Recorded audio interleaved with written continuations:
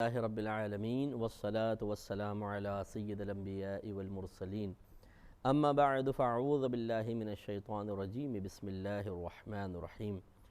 الحمدللہ الہادی پروگرام میں نماز سے متعلق ہمارا بیان جاری و ساری ہے۔ اللہ تبارک و تعالی نے قرآن عظیم میں کم و بیش 700 مقامات پر نماز کا مختلف انداز سے ذکر فرمایا ہے۔ کہیں حکم دیا ہے، کہیں نماز کی فضیلتیں ذکر کی ہیں، اس کے اخروی فضائل ذکر کیے گئے ہیں، اور کہیں نماز چھوڑنے پر وعید بھی ذکر کی گئی ہے، مذمت کی گئی ہے۔ لہٰذا ایک مسلمان کو ذرا غور کرنا چاہیے۔ خصوصاً میں اپنے ان نوجوانوں سے گزارش کرتا ہوں کہ جو اسکول میں پڑھ رہے ہیں، کالجز میں ہیں، یونیورسٹیز میں ہیں، اور ہم یہ بعض اوقات تصور کرتے ہیں کہ یار پہلے تھوڑا سا اپنی اسٹڈی کمپلیٹ کر لیں، پھر مذہب کی طرف ذرا مکمل رجحان کریں گے۔ تو بھائی یہ مصروفیات تو کبھی بھی ختم نہیں ہوں گی۔ آج ایک مزہ ہے، کل دوسرا مزہ ہے، آج ایک مصروفیت کل دوسری مصروفیت۔ آج آپ غیر شادی شدہ ہیں، ابھی نفس اور شیطان آپ کو نماز کے قریب نہیں ہونے دے رہے، پھر کل آپ شادی شدہ ہو جائیں گے، بیوی پہ بھی توجہ کرنی پڑے گی۔ ایک آدھ سال بعد اللہ نے کرم فرمایا تو بچے بھی ہو جائیں گے، پھر بچوں پہ توجہ کرنی پڑے گی۔ اب ان کے آپ پیمپر لا رہے ہیں، ان کے کپڑے ہیں، پھر سالگرہیں ہو رہی ہیں، یہ ہے، کبھی بیماریاں ہیں، ڈاکٹر کے پاس لے کے بھاگ رہے ہیں۔ اس کے بعد تھوڑے سے بڑے ہو جائیں گے بچے، پھر ان کے سکولز کی ذمہ داریاں ہیں۔ تو اس طریقے سے اگر ہم یہ سوچتے ہیں کہ جی اچھا آج نہیں تو کل، کل نہیں تو پرسوں، اور یہ ذہن بناتے ہیں کہ شاید آج کا دن بڑا مصروف ہے، کل مجھے فراغت ملے گی اور میں کچھ کر سکوں گا، ایسا نہیں ہوگا۔ ہر نیا دن اپنے ساتھ کچھ نئی مصروفیات، اور ہر آنے والے نئے دن میں نفس و شیطان اپنے نئے نئے حربوں اور ترکیبوں کے ساتھ ہمیں اللہ کی یاد سے غافل کرنے کے لیے مستعد ہو کر ہم پہ چپڑ جاتے ہیں اور اپنا کام شروع کر دیتے ہیں۔ تو نئی نئی مصروفیات کا سامنا، پھر نفس و شیطان کا بہکاوا، اسی طرح دن گزرتے چلے جا رہے ہیں۔ آپ ہی دیکھیے کہ پچھلا رمضان ابھی آیا تھا، ابھی کتنی تیزی سے گزر کر پھر سر پہ رمضان کھڑے ہوئے ہیں۔ میرے آقا صلی اللہ علیہ وسلم کا فرمان ہے کہ آپ نے ارشاد فرمایا کہ آخر زمانے میں وقت کی برکت ختم ہو جائے گی، تو سال مہینوں کے برابر، مہینے ہفتوں کے برابر، ہفتے دنوں کے برابر، اور دن گھنٹوں کے برابر ہو جائیں گے۔ تو آپ دیکھیں کتنی تیزی سے واقعی ایسا وقت گزرتا ہے۔ آج صبح ہم اٹھے ہیں، شام ہو گئی ہے، اسی طریقے سے روزانہ۔ تو اب یہ سمجھنا کہ جی کل انشاءاللہ، پرسوں، کل پرسوں کبھی زندگی میں نہیں آتی، کیونکہ جب آپ کل پہنچیں گے وہ آج ہوگا۔ بس آج ہی کرنا ہے جو کچھ کرنا ہے۔ تو یہ تمام منافقانہ خیالات، کیونکہ منافقوں کے خیالات تھے، وہ کہتے تھے کہ پہلے ہم دیکھ لیں، اگر تو یہ نبی غالب آ گئے تو ہم ان پر حقیقتاً ایمان لے آئیں گے، اور اگر یہ نبی غالب نہ آئے تو پھر ہم اپنے کفر پر ڈٹے رہیں گے۔ تو انہوں نے یوں ہی کیا کہ دل سے ایمان نہیں لائے، ظاہر سے ایمان لے کر آتے رہے، یعنی زبان سے کلمہ پڑھتے تھے، دل سے ایمان لے کر نہیں آئے تھے۔ اور پھر یوں ہی ہوا کہ پھر ایک وقت آیا کہ وہ سوچتے رہے اچھا بھی کرتے ہیں، بھی کرتے ہیں، بھی کرتے ہیں، بھی کرتے ہیں، اور تذبذب میں تھے۔ جب نبی کریم کو فتح ہوتی تو آپ کے قریب آ جاتے، جب بالفعل ایسا کچھ ہوتا کہ صحابہ کرام کو کچھ شکست کا سامنا کرنا پڑتا تو وہ پیچھے ہٹ جاتے تھے۔ تو یوں اسی تذبذب میں رہے، حتیٰ کہ پھر اللہ کی طرف سے حکم نازل ہو گیا کہ ان منافقین کو چن چن کے اپنی صفوں سے باہر نکال دیں۔ تو میرے آقا صلی اللہ علیہ وسلم نے پھر نام لے لے کر مسجد سے منافقین کو باہر نکالا۔ آپ نے فرمایا فلاں بن فلاں منافق کھڑا ہو جا، باہر نکل جا، فلاں فلاں فلاں، ختم۔ اب ان کے لیے دوبارہ اسلام میں داخل ہونے کے دروازے بند ہو گئے۔ تو یہ منافقین کی ایک عادت بعض اوقات ہمارے اندر آ جاتی۔ میں نہیں کہہ رہا ہوں کہ ہم منافق ہیں، منافقین کا ایک وصف ہمارے اندر ان کی ایک عادت آ جاتی ہے، اور وہ یہی کہ ہم سستیاں کرتے رہتے ہیں۔ اچھا آج، اچھا کل، اچھا پرسوں، اچھا ترسوں، کوئی موت میت ہو جائے گھر کے اندر، پھر جذبہ آ جائے گا، امتحان وغیرہ ہے، نوکری نہیں مل رہی، کسی نے بتا دیا ایسے سے نماز پڑھو تمہیں نوکری مل جائے گی، تو اس لالچ میں پڑھنا شروع کر دی، اور پھر جب وہ نوکری نہیں ملی پیچھے ہٹ گئے، غم کے سائے گھر سے ہٹے، خوشیاں آئیں پھر پیچھے ہٹ گئے، وہی جیسے ان کا طریقہ کار۔ اور پھر جس طرح ایک وقت آیا کہ ان کے لیے دوبارہ رجوع کی گنجائش ختم کر دی گئی، ایسے آپ کے مجھ پہ بھی ایک وقت آئے گا، وہ موت ہے، اس وقت پھر رجوع کی گنجائش ختم ہو جائے گی۔ اس لیے تھوڑا سا ہمیں مومنانہ اوصاف کو اختیار کرنا چاہیے۔ میں نے سورہ مومنون کی اول آیات آپ کی خدمت میں عرض کی تھی، جس میں اللہ نے فرمایا کہ بے شک مومن کامیاب ہو گئے، وہ جو اپنی نمازوں میں خشوع و خضوع کرتے ہیں اور جو اپنی نمازوں کی محافظت کرتے ہیں۔ اور پھر آخر میں فرمایا کہ یہی لوگ جو ہیں وہ فردوس کے وارث ہوں گے۔ تو معلوم یہ ہوا کہ ہمیں اب غور و تفکر کرنا ہے کہ یا تو پابندی نماز اختیار کر کے وصف مومنین کے ثبوت کا اظہار کریں کہ ہم میں وصف مومن ہے، یا خدا نہ خواستہ اگر ہم نماز قضا کرتے ہیں تو پھر اس کا مطلب ہے کہ ہم یہ ظاہر کر رہے ہیں کہ ہمارے اندر ابھی ایمان مکمل طور پہ راسخ نہیں ہوا ہے، تھوڑی بہت کہیں نفاق کی بو موجود ہے۔ یہ دیکھیے اب سورہ ماعون میں اللہ تبارک و تعالی نے منافقین کا ایک وصف ذکر فرمایا ہے، وہ ذرا دیکھیے، اور پھر اس کی روشنی میں ہم دیکھتے ہیں کہ ہم میں بھی وہ جو سرکار کے زمانے کے بدترین منافقین تھے، جس کو منافق اعتقادی کہتے ہیں، اور یہ جہنم کے سب سے نچلے طبقے میں ہوں گے، ان کا کوئی وصف ہماری ذات میں موجود تو نہیں ہے۔ تو اللہ تعالیٰ فرماتا ہے کہ فَوَيْلٌ لِّلْمُصَلِّينَ الَّذِينَ هُمْ عَنْ صَلَاتِهِمْ سَاهُونَ، تو ان نمازیوں کے لیے بربادی ہے وہ جو اپنی نمازوں کو بھولے بیٹھے ہیں، اپنی نمازوں سے غافل ہیں۔ مطلب یہ تھا کہ منافقین کرتے یہ تھے کہ جب سرکار کے پاس ہوتے، مسجد میں ہیں، تو پھر تو اب مجبوری ہے، کھڑے ہو جاتے تھے نماز میں، لیکن جب یہ وہاں نہ ہوتے، اپنی نجی محافل میں ہوتے یا گھروں میں ہوتے، تو کون نماز پڑھے، پھر نمازوں سے غافل ہوتے تھے۔ یہ ہے منافقانہ وصف جو بعض اوقات ہمارے کثیر مسلمانوں میں نظر آتا ہے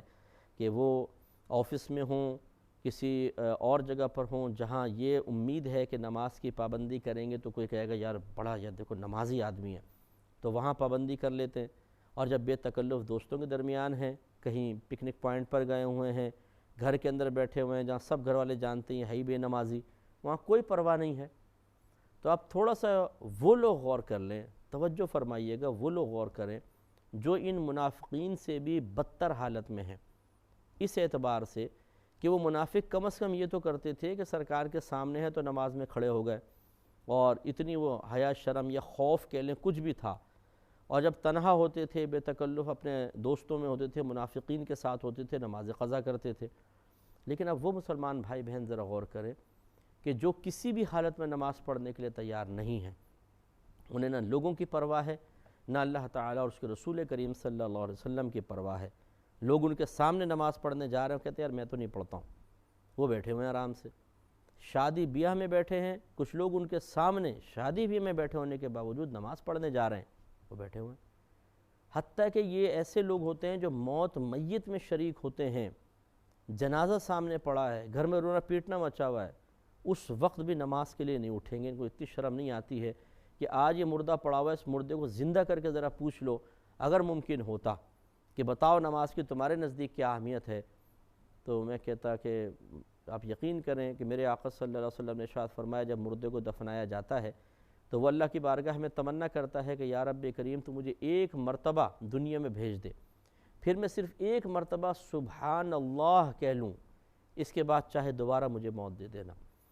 یعنی اس کو ایک بار سبحان اللہ کہنے کا ثواب بھی اتنا بڑا محسوس ہوتا ہے، کیونکہ میں نے کہا نا یہ عین الیقین حاصل ہو رہا ہے، اب وہ چیزیں دیکھ رہا ہے، آسمان سے نازل ہوتی ہوئی چیزیں دیکھ رہا ہے، اور یہ سامنے بیٹھے ہوئے ہیں، مردہ سامنے پڑا ہوا ہے، اور کوئی حیا شرم نہیں ہے۔ تو اس لیے ہمیں تھوڑا سا سوچنا چاہیے کہ یہ ہم بہت غلط کر رہے ہیں کہ وہ منافقین جو سرکار کے سامنے تھے وہ بھی کبھی شرم میں نماز پڑھ لیا کرتے تھے، اور یہ بالکل ہی نماز نہیں پڑھتے ہیں۔ اچھا، بعض ایسے ہیں کہ جو 5 وقت ہی نہیں پڑھیں گے، جمعہ پڑھ لیں گے، اور بعض اور ان سے بڑے بدبخت ہیں، معذرت کے ساتھ میں لفظ بدبخت استعمال کر رہا ہوں لیکن واقعی یہ بدبختی ہے، لفظ تھوڑا شاید آپ کو برا لگے گا لیکن یہ بالکل حقیقت ہے، یہ بہت بڑی بدبختی کی بات ہے کہ وہ جمعہ بھی نہیں پڑھتے ہیں، وہ پڑھتے ہیں صرف عید، اور بعض ان سے بھی اعلیٰ ہوتے ہیں وہ عید بھی نہیں پڑھتے، یعنی بدبختی میں اعلیٰ، یہ نہیں کہ کوئی اچھائی میں عرض کر رہا ہوں۔ اور بعض ایسے ہیں جو صرف نماز جنازہ پڑھتے ہیں اور کچھ بھی نہیں پڑھتے، اور بعض ایسے ہیں جو نماز جنازہ بھی نہیں پڑھتے ہیں۔ آپ دیکھیں گے کہ جب نماز جنازہ ہو رہی ہوگی بہت سارے کھڑے ہو کے خالی دیکھ رہے ہوں گے، اور آپ معلوم کر لیں کون لوگ ہیں، پتہ چلے گا اس کے قریبی دوست ہوتے ہیں، قریبی رشتہ دار بھی ہوتے ہیں، نہیں پڑھ رہے نماز، یا تو نماز نہیں آتی ہے، یا کون جا کے وضو کرے، واپس ہے اتنے لوگ پڑھ تو رہے ہیں بس کافی ہے۔ تو یہ ہماری حالت ہے، آپ اندازہ کریں۔ تو اس لیے ہمیں تھوڑا سا غور و تفکر کرنا چاہیے. زندگی مختصر سی ہے، ایسا نہ ہو کہ ہماری زندگی ختم ہو جائے اور پھر ہم تمنائیں کریں کہ اللہ تعالی ہمیں دنیا میں بھیج اور ہم 5 وقت نمازیں پڑھیں. اس لیے فوراً سے پیشتر ہمیں توبہ کرنی چاہیے اور 5 وقت نماز پابندی سے پڑھنی چاہیے. اور ہم نے آپ کو بارہا بتایا کہ نمازوں پر استقامت حاصل کرنے کا بہترین طریقہ یہ ہے کہ آپ خود نماز پڑھنے کے ساتھ ساتھ دوسروں کو اس کی تلقین کرنا شروع کر دیں، حکم دیں، درخواست کریں، راضی کریں، ترغیبیں دیں، فضائل سنائیں، نماز چھوڑنے کی وعیدیں بیان کریں. تو جب آپ دوسرے کو سمجھا رہے ہوں گے تو خود پختگی حاصل ہوتی ہے، اور اگر خدا نخواستہ تھوڑی بہت کوتاہی ہو تو شرمندگی ہوتی ہے اور استقامت ملتی ہے. دوسرے کے نفس میں خوف پیدا ہو جاتا ہے کہ آج میں ان کو کہہ رہا ہوں، اگر کل میں خود نہیں پڑھوں گا تو یہ کہیں گے یار ہمیں تو بڑی تلقین کرتے تھے، تم خود نہیں پڑھ رہے ہو. تو اس لیے پھر وہ خوف پیدا ہو جاتا ہے، ایک شرم سی طاری ہو جاتی ہے اور نفس راضی ہو جاتا ہے کہ ہم نماز پڑھیں. اس لیے ہم آپ سے گزارش کرتے ہیں کہ جیسے اب ماں باپ ہیں، آپ بڑے ہیں، رول ماڈل ہیں پورے گھر کے لیے، اور اس طرح دادا دادی ہیں، نانا نانی ہیں، چچا ہیں، ماموں ہیں، یہ جو بڑے ایک گھر کے سرپرست ہوتے ہیں اور بچوں کو نظر آ رہے ہوتے ہیں، ان بڑوں کو چاہیے کہ سب سے پہلے نمازوں کی پابندی کریں اور اپنے آپ کو رول ماڈل بن کر دکھائیں. پہلے کیا کچھ کرتے رہے تھے اس کو چھوڑ دیں. یہ نہ سوچیں کہ لوگ کہیں گے یار آپ نے تو کبھی زندگی بھر نماز نہیں پڑھی، آج کیسے مسجد میں نظر آ گئے. میں ایسے لوگوں سے بھی بہت زیادہ مجھے شکوہ ہے کہ جو بیچارہ اگر کوئی اللہ کی راہ کی طرف آ بھی رہا ہے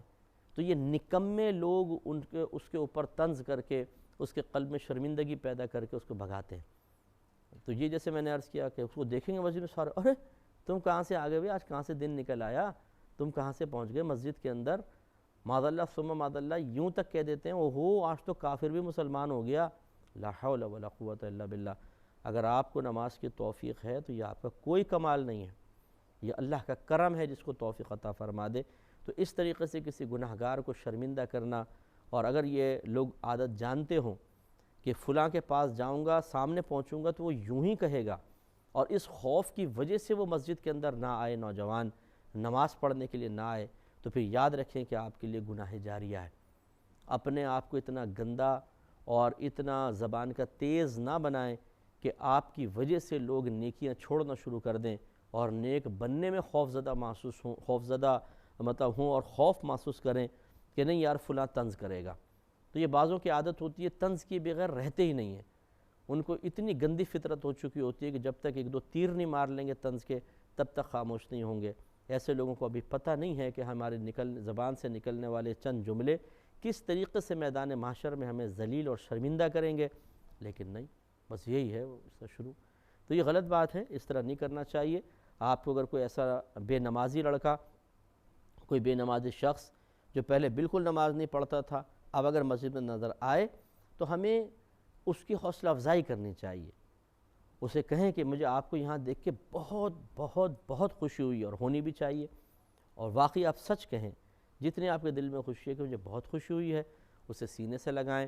اسے ٹوپی وغیرہ پیش کریں، اس کو اپنے ساتھ کھڑا کریں. اس سے اس کی حوصلہ افزائی ہوگی کہ مجھے کتنی محبت ملی ہے، کتنا پیار ملا ہے. نہ یہ کہ آپ کی شکل مبارکہ دیکھ کر دور سے وہ سوچا کہ باپ رے ابھی قریب گیا تو اس نے تو چھوڑنا نہیں ہے. تو ہم اسی کو اپنے لیے کوئی قابل فخر وصف سمجھتے ہیں کہ جی میں تو کسی کو چھوڑتا ہی نہیں ہوں،